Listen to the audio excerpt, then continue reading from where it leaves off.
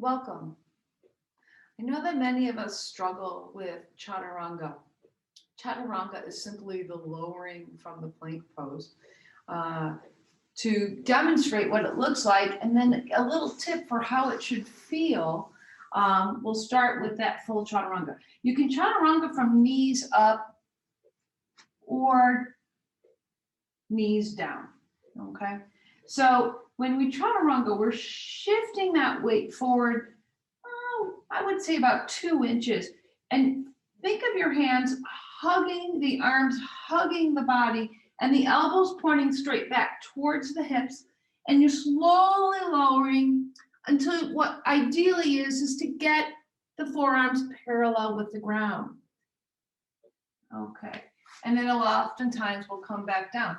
Now that's often a very difficult pose for a lot of people. The core has to be strong, the shoulders, the arms, the wrist might be bothering you. And it's hard to finally get that feeling. So a nice little tip for getting the feel of what chaturanga should feel like as you practice, is to grab a strap and make it about chest width apart or hip distance apart.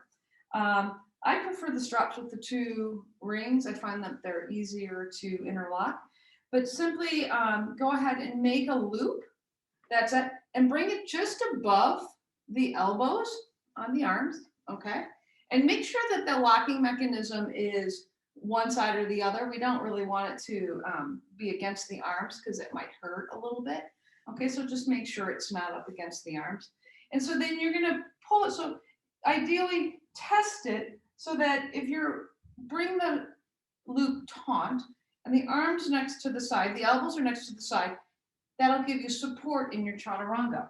So you come back into that plank, knees up or knees down here, it doesn't really matter. Have that nice flat back, push your weight back towards those heels, and then shift the weight forward, let the elbows come back, and the strap will support the upper body. And you can feel what that chaturanga feels like. You can come back up. You can do this from your knees.